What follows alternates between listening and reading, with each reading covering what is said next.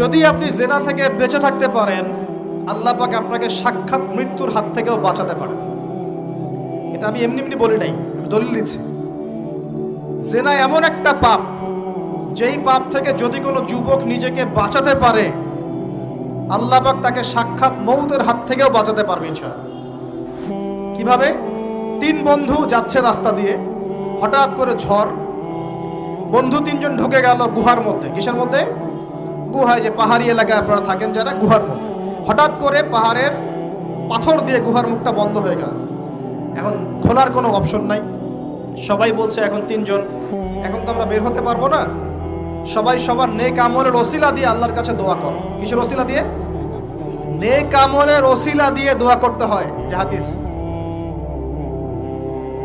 মৃত মানুষকে ওসিলা করে তার জন্যে নজর মানত জবাই করে দোয়া করতে হয় না, নিজের নেক আমলের ওসিলা দিয়ে আল্লাহর কাছে দোয়া করতে হয়। আল্লাহ পাক এখন দোয়া শুনলেন। একজন বলছে, আমি আমার পিতা মাতাকে খুব খেদমত করতাম, তাদেরকে দুধ পান না করে দুধ পান করাতাম না, নিজেও করতাম না, ছেলেদেরকে করাতাম না। আল্লাহ, এই কাজটা তোমার ভালো লাগলে আজকে গুহার মুখ থেকে পাথর সরিয়ে দাও। পাথর একটু সরে গেল। পাথর আল্লাহর কথা শোনে কিনা? শোনে না? সবাই আল্লাহর কথা শোনে। আগুন আল্লাহর কথা শোনে কিনা? ইব্রাহিমের জন্য আগুন ঠান্ডা হয়ে যায় নাই? আচ্ছা, তারপরে আরেকজন দোয়া করছে, আল্লাহ, আমার এক কর্মচারী ছিল, তার বেতন বাকি ছিল, সে বেতন না নিয়ে চলে গেছে। আমি সেই বেতনটা দিয়ে কিছু গবাদি পশু কিনেছি। আস্তে আস্তে গবাদি পশু বেড়েছে। অনেক দিন পর সে এসেছে টাকা চাওয়ার জন্য। তা আমি বলেছি, সবই তোমার, সব নিয়ে চলে যাও। সে বলেছে, আপনি কি ফাইজলামি করতেছেন আমার সাথে?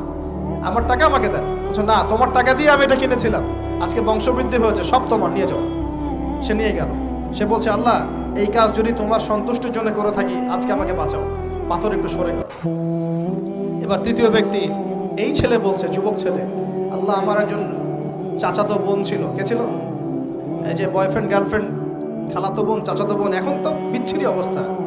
এখন এমন একটা অবস্থা, পশ্চিমা সভ্যতার রিপোর্টগুলো পড়ে দেখি, ভাইও বোনের সাথে জেনা করে না। ওদের ওখানে নিজের আপন পিতার দ্বারাও মেয়ে সেক্সুয়াল হ্যারাসমেন্টের শিকার হয়। ওরা আমাদেরকে শেখায় এখন ভালো কোনটা মন্দ, আর আমরাও আমাদের মাথাটা কবে যে বিক্রি করে দিলাম। ওদের কাছ থেকে ভালো মন্দ শিখতে হচ্ছে, কোরআন সুন্নাহ বাদ দিয়ে ওদের কাছ থেকে ভালো মন্দ শিখতে হচ্ছে। তো চাচাতো বোনকে সে খুব ভালোবাসতো, তাকে সে পেতে চাইতো, মানে তার সাথে সেক্সুয়াল সম্পর্ক করতে চাইতো। আমাকে 1000 বা 100 স্বর্ণ মুদ্রা দিতে পারো, দিনার, তাহলে আমি তোমার সাথে সেক্স করব, মানে জেনা করবো। নাউজুবিল্লাহ। তো সেই ছেলে অনেক কষ্ট করে এই টাকাগুলো বা এই দিনারগুলো অর্জন করে, কামাই করে, দিনরাত পরিশ্রম করে, ঠিক আপনারা যেমন করছেন আর। তো এরপর সে তার স্বর্ণ মুদ্রা দেয়, দিয়ে বলে যে এখন আমাকে আমার কাজ করতে দাও। তখন সেই মেয়ে রাজি হয়। ঠিক যে মুহূর্তে তারা সেক্সুয়াল সম্পর্কটা করবে, ঠিক ওই মুহূর্তেই এই মেয়ে বলে ওঠে, হে আল্লাহর বান্দা, আল্লাহকে ভয় করো। আমি সারা জীবন আমার সতীত্বকে ধরে রেখেছি, কাউকে দেইনি। আমি কারোর সাথে এরকম অন্যায় করি নাই। আমি খারাপ মেয়ে নই। তুমি আমার ইজ্জতটা নষ্ট করো না। কে বলছে কথা? মেয়ে। ওই অবস্থা থেকে কি একটা ছেলের উঠে আসা সম্ভব? এটা কি এতটাই সহজ? এটা কিন্তু সহজ না। সত্যি কথা বলতে এই বিষয়টা কিন্তু এতটাও সহজ না। যারা অবিবাহিত তারা হয়তো বুঝতে পারবে না, বিবাহিতরা বুঝতে পারছে। তো ওই অবস্থা থেকে সেই টাকাগুলো না নিয়ে সেই স্বর্ণমুদ্রা মেয়েকে দিয়ে ওখান থেকে সেই ছেলে উঠে আসে আল্লাহর ভয়ে। সে এখন গুহার মধ্যে আটকা পড়েছে, আল্লাহকে বলছে, আল্লাহ, ওই দিন ওই কাজ যদি তোমার সন্তুষ্টির জন্য করে থাকি, আজকে আমাকে মৃত্যুর হাত থেকে বাঁচাও। সমস্ত পাথর দপদপ করে সরে গেল গুহার মধ্যে। এটা কিন্তু কোনো গাল গল্প না, এটা বনু ইসরাইলের ঘটনা, সত্য ঘটনা। এই হাদিস থেকে আমি আপনাকে দলিল দিচ্ছি যে যদি জেনার মতো পাপ থেকে আমি সরে আসতে পারি, সাক্ষাৎ মৌত থেকে আল্লাহ বাঁচাতে পারে। প্রিয় ভাই, সেই যুবক আরশের ছায়া ছায়া পাবে যে তার যৌবনকালটাকে আল্লাহর পথে কাটিয়েছে, এবং যাকে কোনো সুন্দরী মেয়ে জেনার জন্য আহ্বান করে, সে বলে আমি আল্লাহকে ভয় করি। আমরা তওবা করি, আমরা কোনো প্রকার জেনার পাবে যাব না ইনশাআল্লাহ। যদি হারাম কোনো সম্পর্ক থেকে থাকে, আজকেই এই নাম্বার ডিলিট করে ফেলতে হবে। আল্লাহ পাক তৌফিক দেন। ডিলিট করার আগে আবার ফোন করে বলেন না যে আজকে থেকে আর কথা বলবো না, তাহলে এই কথা আর কোনোদিন শেষ হবে না। একবারই বন্ধ, ডিসকানেক্টেড। কার জন্য? আল্লাহর জন্য। এবং এটা করার পরে আল্লাহকে বলতে হবে, আল্লাহ, শুধু তোমার ভয়ে এবং তোমার সন্তুষ্টি পাওয়ার জন্য আমি জিনা থেকে বেরিয়ে আসলাম। আল্লাহ তুমি আমাকে হেদায়েত দাও, ঈমান দাও, আমল দাও এবং তোমার রাস্তায় আমাকে বেহিসাব রিজিক দাও। এবং নেককার কুমারী, নেককার প্রেমময়ী, তাকওয়াবান, মুত্তাকি একজন স্ত্রী আল্লাহ তুমি আমাকে দান করো। ইনশাআল্লাহ আল্লাহ পাক আপনাকে দান করো। আল্লাহ পাক দান। আল্লাহ পাকের জমিন প্রশস্ত, আল্লাহর হাত প্রশস্ত। আল্লাহর হাতকে সংকীর্ণ মনে করবেন না, আল্লাহর জমিনকে সংকীর্ণ মনে করবেন না। আল্লাহ পাক যাকে ইচ্ছা বেহিসাব রিজিক দিতে পারে ইনশাআল্লাহ। আল্লাহ পাক আমাদের সবাইকে বেহিসাব রিজিক দান করুন বলি আমিন। আর কে? আর সেই ব্যক্তি যে এত গোপনে দান করে, যার বাহাত জানে না ডান হাত কি দান করেছে, যার বাহাত জানে না ডান হাত কি দান করেছে। আমাদের মতো নয় যে 10,000 টাকা দান করলে সবাইকে না জানানো পর্যন্ত ঘুম হচ্ছে না, এমন নয়। দান এমন গোপনে করে যে তার বাহাত জানে না ডান হাত কি দান করছে। আল্লাহ পাক আমাদের সবাইকে গোপনে দান করার তৌফিক দেন। এর মানে এই না যে প্রকাশ্যে দান করা যায় না, প্রকাশ্যেও দান করা যায়। অন্যকে উৎসাহিত করার জন্যে প্রকাশ্যেও দান করা যায়, কিন্তু গোপন দান আল্লাহর কাছে অনেক বেশি পছন্দের। আর 7 নাম্বার সেই ব্যক্তি যে নীরবে নিভৃতে গোপনে আল্লাহর কথা স্মরণ করে কাঁদে এবং তার চোখ দিয়ে অশ্রু প্রবাহিত হয়। এই 7 শ্রেণীর মানুষকে আল্লাহ পাক কিয়ামতের মাঠে আরশের ছায়ায় ছায়া দিবে ইনশাআল্লাহ। আমরা কি পেতে চাই? আল্লাহ পাক এই আরশ সবার আগে সৃষ্টি করেছেন। তারপর কি সৃষ্টি করেছেন? কলম। কি? কলম। কলম সৃষ্টি করে আল্লাহ পাক বলেছেন উকতুব, লিখো। কলম বলছে মাযা আকতুব, আমি কি লিখবো? আল্লাহ বলছেন কিয়ামত পর্যন্ত যা হবে সব লিখো। লাউহে মাহফুজে কলম লেখা শুরু করেছে, কিয়ামত পর্যন্ত যা হবে সব লেখা হয়ে গেছে অলরেডি। অতএব রিজিক নিয়ে আপনার টেনশন করার কোনো দরকার নাই, যা লেখা হয়েছে পাবেন ইনশাআল্লাহ। যদি হালাল পথে চান হালাল পথে পাবেন, হারাম পথে চাইলে হারাম পথে পাবেন। আপনি যা তাকদিরে আছে এর বাইরে আপনি কিছু পাবেন যতই চেষ্টা করেন। আল্লাহ পাক আমাদের সবাইকে তাকদির নিয়ে সন্তুষ্ট থাকার তৌফিক দান করুন। এই তো প্রথম বিশ্বযুদ্ধে কত মানুষ মারা গেছে? 3 থেকে 4 কোটি। 3 থেকে 4 কোটি। নবী সাল্লাল্লাহু আলাইহি ওয়াসাল্লাম এবং সাহাবীরা যত যুদ্ধ করেছেন ইসলামের জন্য, সবগুলো যুদ্ধের পরিসংখ্যান মিলালে 10,000 মানুষও মারা যায় নাই। 10,000ও না। আর তোমাদের শুধু প্রথম বিশ্বযুদ্ধেই 3 থেকে 4 কোটি মানুষ মারা গেছে। সেকেন্ড ওয়ার্ল্ড ওয়ারে মারা গেছে 7 থেকে 8 কোটি মানুষ। ভিয়েতনাম যুদ্ধে এরকম প্রায় 4 থেকে 5 লক্ষ, আরও বেশি হতে পারে। চায়নায়, রাশিয়ায়, আপনার ইতালিতে যে বড় বড় রেভলিউশনগুলো হয়েছে, দেখবেন লক্ষ লক্ষ মানুষ মারা গেছে, লক্ষ লক্ষ। এই যে শুরু হয়েছে ইউক্রেন রাশিয়া, এই যুদ্ধ এত তাড়াতাড়ি থামবে না, এই যুদ্ধ এত দ্রুত বন্ধ হবে না, এটা কন্টিনিউয়াসলি চলতে থাকবে। ওদের প্ল্যান ছিল সিরিয়াকে নিয়ে, সিরিয়াকে কেন্দ্র করে তার একটা মালহামা চেয়েছিল, গ্রেট ওয়ার, বিশ্বযুদ্ধ। ওটা হয়নি, আলহামদুলিল্লাহ হয় নাই, আলহামদুলিল্লাহ হয়নি। এখন নতুন পরিকল্পনা হচ্ছে এই যে ইউক্রেন রাশিয়া ইস্যু নিয়ে সারা ওয়ার্ল্ডে একটা ফেতনা সৃষ্টি করে।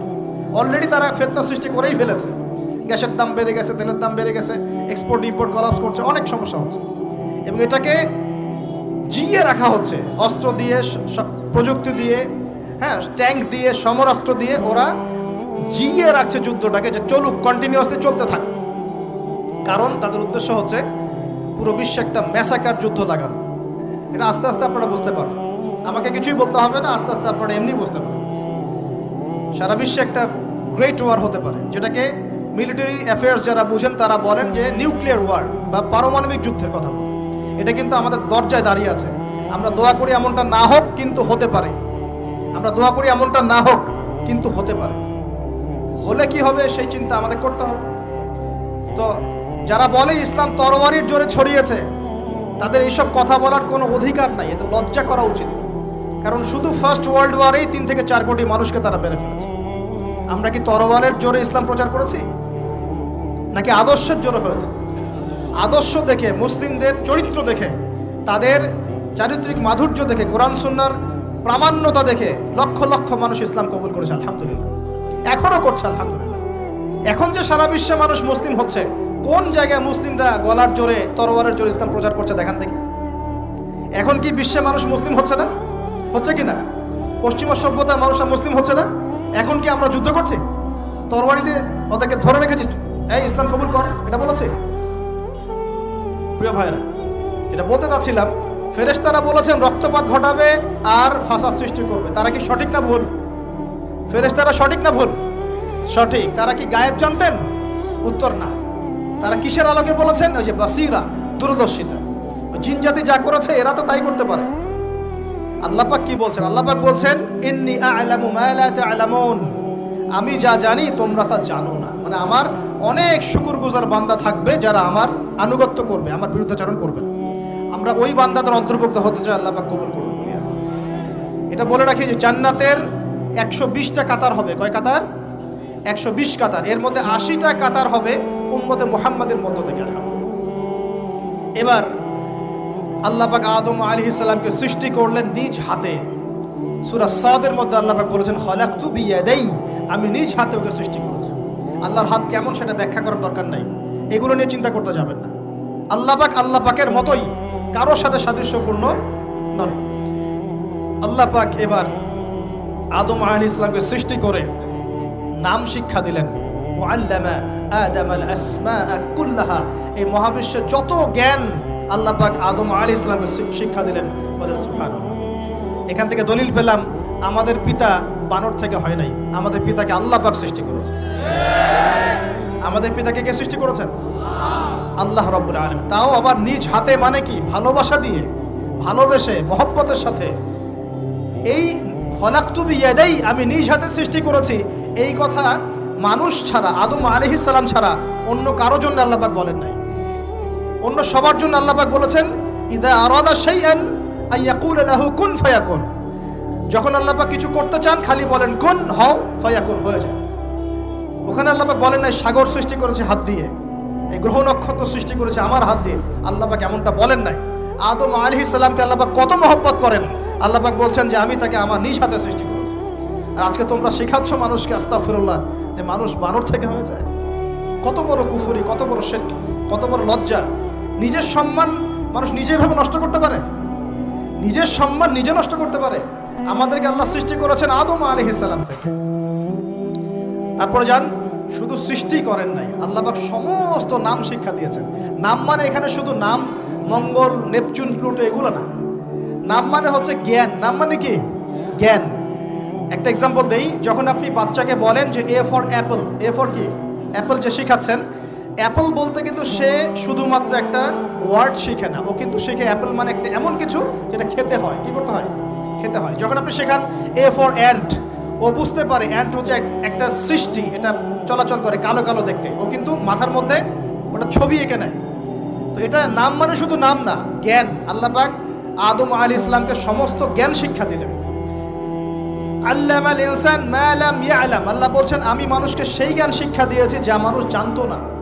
মানে আমরা সৃষ্টিগতভাবে জ্ঞানী ছিলাম না, আল্লাহ পাক জ্ঞান শিক্ষা দিয়েছেন। কোন জ্ঞান শিক্ষা দিয়েছেন? যে জ্ঞান ফেরেশতাদেরও ছিল না। বলেন সুবহানাল্লাহ।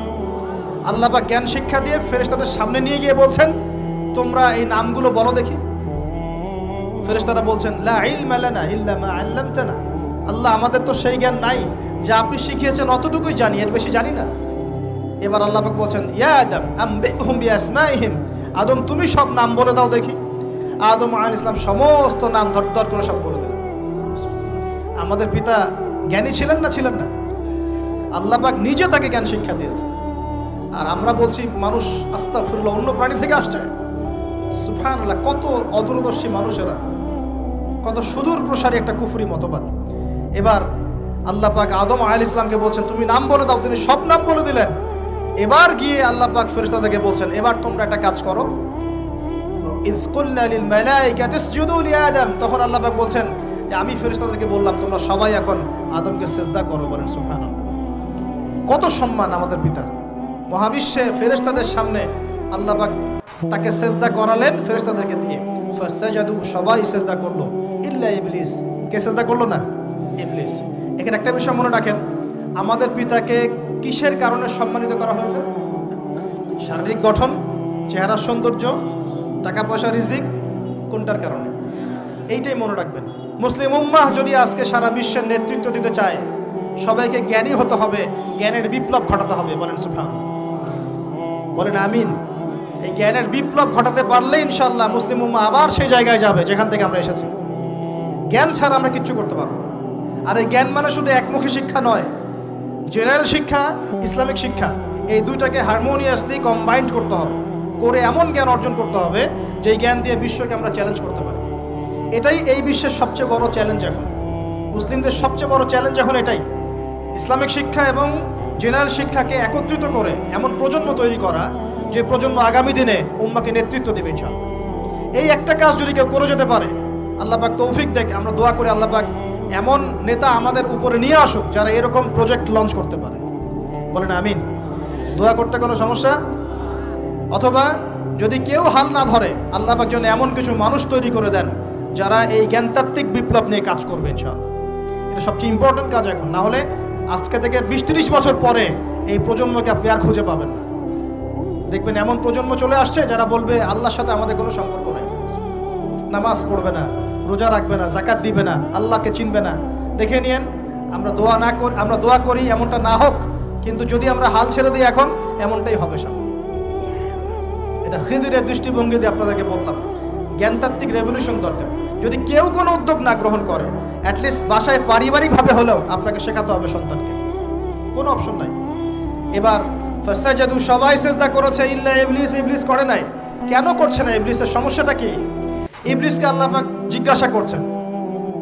জিজ্ঞাসা করছেন মা মানাআকা আল্লা তাসজুদা ইযা আমারতুক, আমি তোমাকে আদেশ করলাম আদমকে সেজদা করতে, কে তোমাকে নিষেধ করলো সেজদা করতে? ইবলিস বলছে, বেশি চালাক, বেশি বোঝে যারা, অতিরিক্ত বুদ্ধিজীবী। ইবলিস ছিল বেশি বুদ্ধিজীবী, ইবলিস ছিল কি অতিরিক্ত মাত্রার বুদ্ধিজীবী। আচ্ছা না, আমাদের সমাজে এরকম কিছু মানুষ, ও বলছে খালাকতানি মিন নার, আমাকে সৃষ্টি করেছেন আগুন দিয়ে, আগুন তো সুপিরিয়র মাটির চাইতে। ও খালাকতাহু মিন তিন, আর আপনি এই আদমকে সৃষ্টি করেছেন মাটি থেকে, কাদা মাটি দিয়ে, আমি কেন আদমকে সেজদা করতে যাব? যুক্তি, অতি যুক্তিবাদী, অতি বুদ্ধি। আল্লাহ পাক বলছেন ফাখরুজ মিনহা ফাইন্নাকা রাজিম, এখান থেকে বের হয়ে যাও, তুমি অভিশপ্ত। ফাইন্না আলাইকা লা'নাতা ইলা ইয়াউমিদ্দিন, আমার আদেশ লঙ্ঘন করার কারণে কিয়ামত পর্যন্ত তোমার উপর লানত, অভিশাপ বর্ষিত।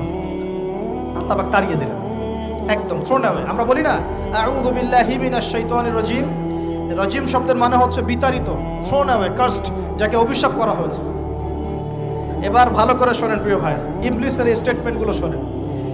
এবার ইবলিস বলছে রব্বি আনজিরনি ইলা ইয়াউমি ইউবআসুন, এই স্টেটমেন্টটা ভালো করে শোনেন। ইবলিস বলছে রব্বি, হে আমার রব। ইবলিস বলছে রব্বি, হে আমার রব। ইবলিস বলছে রব্বি, হে আমার রব, আমাকে অবকাশ দিন, আনজিরনি, আমাকে অবকাশ দিন, ইলা ইয়াউমি ইউবআসুন, কিয়ামত দিবস পর্যন্ত। ইবলিস আল্লাহকে বিশ্বাস করে কি করে না? ইবলিস আস্তিক না নাস্তিক? বলেন। ইবলিস বলছে রব্বি, রব্বি মানে কি? হে আমার রব। রব্বি মানে রব না, রব্বি মানে আমার রব। রব্বুন মানে রব, রব্বুহু তার রব, রব্বুহুম তাদের রব, রব্বুকা মানে তোমার রব, রব্বুকুম মানে তোমাদের রব, রব্বি মানে কি? আমার রব, রব্বুনা আমাদের রব। এটা গ্রামার, বুঝতে পারছেন? ইবলিস বলছে রব্বি মানে কি? হে আমার রব, আনজিরনি, আমাকে অবকাশ দিন, ইলা ইয়াউমি ইউবআসুন, কিয়ামত দিবস পর্যন্ত। ইবলিস আস্তিক না নাস্তিক? তাহলে এখন বলেন তো, আমরা যারা দুনিয়াতে আল্লাহকে অস্বীকার করছি তারা ইবলিসের চেয়ে বড় না ছোট? দলিল দিলাম তো, নাকি এমনি এমনি বললাম? আচ্ছা, আল্লাহ পাক বলছেন যাও, ফাইন্নাকা মিনাল মুনজারিন, তোমাকে অবকাশ দেয়া হলো, কারণ কিয়ামত পর্যন্ত সময় আল্লাহর কাছে খুব বেশি কিছু না, এক দিনেরও কম, অল্প সময়, একটা সকাল একটা সন্ধ্যার মতো। ঠিক আছে, দিলাম, যাও। এবার ইবলিস চ্যালেঞ্জ করছে। এই চ্যালেঞ্জটা আমরা সবাইকে মনে রাখতে হবে, সারা জীবন ইবলিসের এই স্টেটমেন্টটা মনে রাখতে হবে। সেটা কি?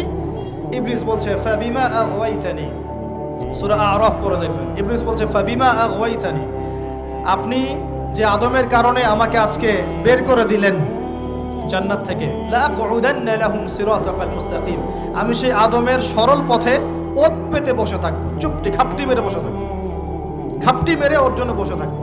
আর সুম্মা লাতিয়ান্না মিন বাইনি আইদিহিম, আমি অবশ্যই তার সামন থেকে আসবো। সুম্মা লাতিয়ান্নাহুম মিন বাইনি আইদিহিম, আমি আদম সন্তানদের সামন থেকে আসবো, সামন থেকে মানে সরাসরি ওয়াসওয়াসা দিব। ওয়া মিন খালফিহিম, পেছন থেকে আসবো মানে পিছন থেকে ওয়াসওয়াসা দিব। ওয়া আন আইমানিহিম, ডান দিক থেকে ওয়াসওয়াসা দিব। ওয়া আন শামাইলিহিম, বাম দিক থেকে আসবো। ওয়া লা তাজিদু আকসারাহুম শাকিরিন, আপনি বেশিরভাগ আদম সন্তানকে শুকরগুজার পাবেন না। ইবলিস ঠিক বলেছে না ভুল বলেছে? বেশিরভাগ মানুষ নামাজ পড়ে না, বেশিরভাগ মানুষ সুদ খায় কি খায় না, বেশিরভাগ মেয়ে এখন বেপরদায় চলে কি চলে না, বেশিরভাগ মানুষ এখন অন্যায় করে কি করে না, বেশিরভাগ মানুষই আল্লাহ থেকে দূরে চলে। ইবলিস কিন্তু ঠিকই বলেছে, ঠিক বলে নাই? আচ্ছা, আল্লাহ পাক বলছেন ঠিক আছে যাও, তোমার চ্যালেঞ্জ তোমার জায়গায়, তবে আমার বান্দারা যদি সারা জীবনও অন্যায় করার পরে একবার, যদি খালি একটাবার মন থেকে তাওবাতুন নাসুহা মানে প্রকৃত তওবা করে, খালেস তওবা করে, আল্লাহর কাছে ফিরে আসে, বলে আস্তাগফিরুল্লাহ, আল্লাহ আমাকে মাফ করে দাও, রব্বিগফির ওয়ারহাম, আল্লাহ মাফ করো, ক্ষমা করো, আস্তাগফিরুল্লাহাল্লাযী লা ইলাহা ইল্লা হুয়াল হাইয়ুল কাইয়ুম ওয়া আতুবু ইলাইহি, বা আমার কাছে একটাবার যদি মাফ চায়, ক্ষমা চায়, তার সারা জীবনের গুনাহ আমি মাফ করে দেব ইনশাআল্লাহ। আর কি চাই? ওই যে বললাম না, আমাদেরকে ভালোবেসে আল্লাহ সৃষ্টি করেছেন। এবার ইবলিস চলে গেল, আর আদম আলাইহিস সালামের পাঁজর থেকে আল্লাহ পাক সৃষ্টি করলেন হাওয়া আলাইহিস সালাম। বলে সুবহানাল্লাহ। কারণ সঙ্গিনী ছাড়া আমরা চলতে পারবো না। পারবো? যারা চিরকুমার সঙ্গে নাম লেখাচ্ছ, এগুলো থেকে বের হয়ে আসো। এখন চিরকুমার থাকার টেন্ডেন্সি মানুষের, চিরকুমার থাকতে হবে কেন? সঙ্গীর দরকার আছে কি নাই? আছে। একা একা লাগে, মানুষ একা একা চলতে পারে না। ইব্রাহিম আলাইহিস সালাম একা চলে আসছেন, তার সাথে সারা আলাইহিস সালাম ছিলেন। আমাদের নবীজি যখন একা, তার সাথে খাদিজা রাদিয়াল্লাহু আনহা ছিলেন। ঠিক আছে? ঠিক একইভাবে আদম আলাইহিস সালাম একা একা জান্নাতে, আল্লাহ পাক তার পাঁজর থেকে সৃষ্টি করলেন কাকে?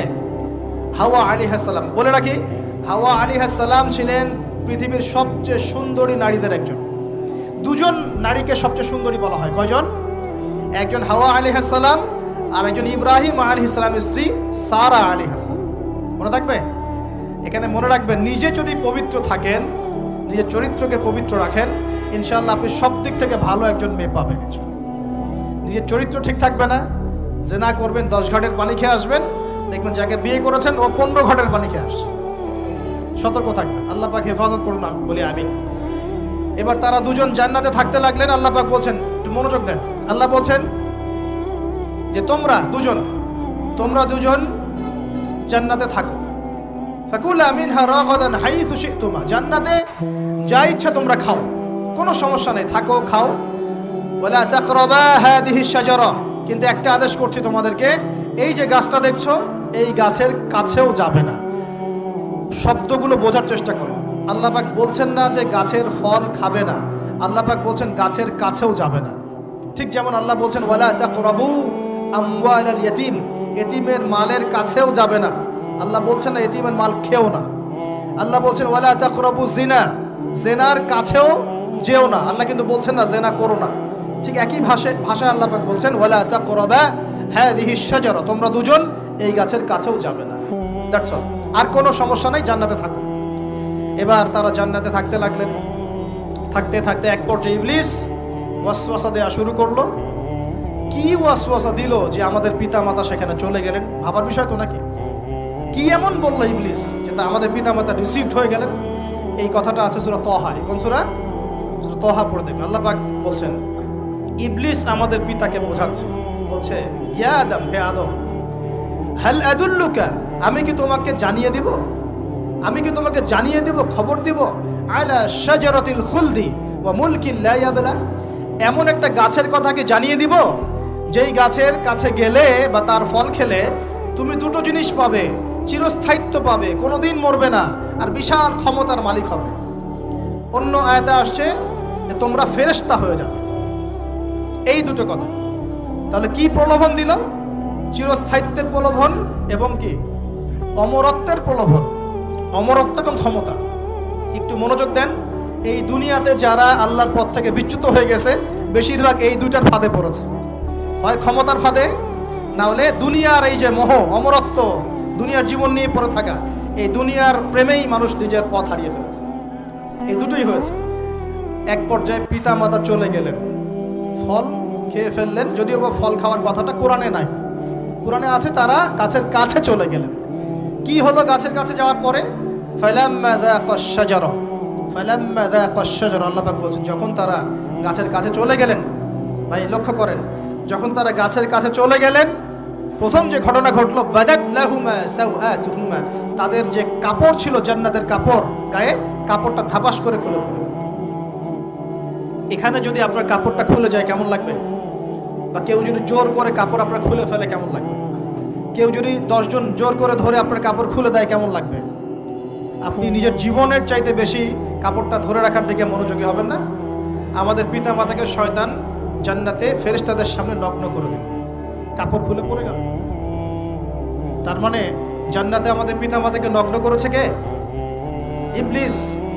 তাহলে দুনিয়াতে যারা এখন আমাদের গা থেকে কাপড় খুলতে চায়, বেপর্দায় চলতে চায়, পর্দাকে কুপ্রথা বলে, কুসংস্কার বলে, যারা বলে যে অশ্লীলতার বিপ্লব ঘটুক, পোশাকের কোনো বাধা ধরা নিয়ম না থাকুক, সবাই স্বাধীন, যারা নগ্নতা অশ্লীলতার প্রচার প্রসার চায়, যারা মুসলিমদের গা থেকে কাপড় খুলতে চায়, এরা তাহলে কার হয়ে কাজ করছে? যেই কাজ শয়তান করেছে জান্নাতে, ওই কাজই তারা করছে এখন জমিনে। কথা কি প্রমাণ করতে পারলাম? প্রথম দুর্ঘটনা কোনটা? প্রথম দুর্ঘটনা এটা নয় যে তারা আল্লাহর হুকুম আহকাম ত্যাগ করেছেন, আল্লাহকে অস্বীকার করেছেন, কুফরি করেছেন, শিরিক করেছেন, এগুলো হয়নি প্রথমে। সর্বপ্রথম দুর্ঘটনা হয়েছে গা থেকে কাপড় খুলে পড়ে গেছে, তাও জান্নাতে সবার সামনে। এবার আমাদের পিতামাতার কি অবস্থা চিন্তা করেন, লজ্জাস্থান প্রকাশিত হয়ে গেছে। এবার তারা জান্নাতের গাছের পাতা ছিঁড়ে ছিঁড়ে ছিঁড়ে গা এই লজ্জাস্থান ঢাকা শুরু করলেন। এটা সূরা আরাফের মধ্যে আছে। এবার আল্লাহ পাক তাদেরকে বললেন, আলাম আকুল লাকুমা, আমি কি তোমাদের দুজনকে বলি নাই, ইন্নাশ শাইতানা লাকুমা আদুউম মুবিন, শয়তান তোমাদের স্পষ্ট শত্রু, আমি কি তোমাদেরকে বলি নাই? এবার আমাদের পিতামাতা দরদর করে চোখের পানি ফেলে দিয়ে আল্লাহকে বলছেন, রব্বানা যালামনা আনফুসানা ওয়া ইল্লাম তাগফির লানা ওয়া তারহামনা লানাকুনান্না মিনাল খাসিরিন। এই দোয়া করার পর আল্লাহ পাক তাদেরকে মাফ করে দিলেন, বলে সুবহানাল্লাহ। কিন্তু জান্নাতে আর থাকা হলো না, জান্নাতে আর থাকা হলো না। আমরা অনেকে মনে করি এই ঘটনার কারণে হয়তো আল্লাহ পাক তাদেরকে নামিয়ে দিয়েছেন, এই কথাও ঠিক না। কেন ঠিক না? কারণ আল্লাহ পাক দুনিয়া সৃষ্টি করেছেন আগে, আর আল্লাহ আগেই মানুষ সৃষ্টি করার আগেই আল্লাহ পাক বলেছেন দুনিয়াতে আমার খলিফা পাঠাবো। তার মানে দুনিয়াতে যে আদম আলাইহিস সালামকে পাঠানো হবে এটা আগে থেকেই লেখা ছিল। এবার নামিয়ে দিচ্ছেন আল্লাহ পাক, কুল নাহবিতু মিনহা জামিআ, তোমরা সবাই এখন নেমে যাও। কে কে নেমে যাও? আদম, হাওয়া, ইবলিস সব নেমে যাও। কোথায় নেমে যাও? দুনিয়াতে নেমে যাও। এই হাদিসটা কি জানেন? হাদিসটা শুনে রাখেন, এটা আখিরুজ জামান বা কিয়ামতের আলামত সংক্রান্ত হাদিসগুলোর মধ্যে পাবেন। আল্লাহর রাসূল সাল্লাল্লাহু আলাইহি ওয়াসাল্লাম বলেছেন, কিয়ামতের আগে আগে আমার উম্মতের মধ্যে, ভালো করে শুনেন, কিয়ামতের আগে আগে আমার উম্মতের মধ্যে একদল মানুষ বের হবে যারা মদ পানকে হালাল মনে করবে। কাকে? মদ পান করাকে হালাল মনে করবে। যারা বাদ্যযন্ত্র, গায়িকা, নায়িকা এগুলো নিয়ে নর্তকী নাচাবে রাতের বেলা, এগুলোকে হালাল মনে করবে। যারা অশ্লীলতা, বেহায়াপনাকে জায়েজ করে নিবে। ঠিক আছে, এরকম কয়েকটা পাপের কথা বলে নবীজি বলছেন একদিন সকালবেলা আল্লাহ পাক তাদেরকে ঘৃণিত বানরে পরিণত করবে। এটা হবে সামনে, কখন কিভাবে হবে আল্লাহ ভালো জানে। এবার আমি কনসেপ্টে চলে আসি। এই যে পৃথিবীতে নেমে আসলাম, তাহলে আমরা কোত্থেকে আসছি ভাই? আমরা কি পৃথিবীর অধিবাসী ছিলাম? আমরা জান্নাতে ছিলাম, ওখান থেকে আল্লাহ পাক পাঠিয়েছে। এবার পৃথিবীতে এসে আদম আলাইহিস সালামের যুগে খুব একটা দুর্ঘটনা ঘটে নাই, একটা ঘটেছে। কয়টা? একটা। ভাই হাবিলের কুরবানি কবুল হয়, কাবিলের অন্তর্দাহ হয়, জ্বালা হয়। কেন হাবিলেরটা কবুল হবে, কাবিলের কেন হচ্ছে না? এই হিংসার বশবর্তী হয়ে কাবিল হাবিলকে হত্যা করে ফেলে। হত্যা করে লাশটা দাফন করার পদ্ধতিও তার জানা ছিল না। আল্লাহ কাককে পাঠালেন, কাককে দেখে সে শিখল। প্রথম দুর্ঘটনা হচ্ছে হাবিল কাবিলের দুর্ঘটনা। বলে রাখি, আজকেও নিজের ভাইয়ের বেশে বহু কাবিল মুসলিম সমাজের মধ্যে ঘুরে বেড়ায়। নিজের ভাইয়ের লেবাসে, পোশাকে, সুরতেই বহু কাবিল এখনো কিন্তু মুসলিম সমাজে ঘুরে বেড়ায়। তো আমরা কাবিলদেরকে কাবিলের পরিণতি সম্পর্কে সচেতন করতে চাই। হাবিল বলেছিল, তুমি যদি আমাকে মারতে আসো, আমি তোমাকে মারার জন্য হাত বাড়াবো না। হাবিল জান্নাতে যাবে আর কাবিল জাহান্নামে যাবে। কেন কাবিল জাহান্নামে যাবে? নবীজি বলেছেন, পৃথিবীর প্রথম হত্যাকাণ্ড সংগঠিত করেছে কাবিল। এ কারণে পৃথিবীতে যত খুন হবে, সমস্ত খুনের পাপের একটা অংশ কাবিলের আমল নামায় যোগ করা হবে। বলে নাউজুবিল্লাহ। একটা কথা মনে রাখবেন, সদকায়ে জারিয়া যেমন আছে, গুনাহে জারিয়াও আছে। একটা মদের দোকান দিয়েছেন, যত মানুষ মদ খাচ্ছে, সমস্ত গুনার একটা অংশ আপনার কাঁধে আসছে।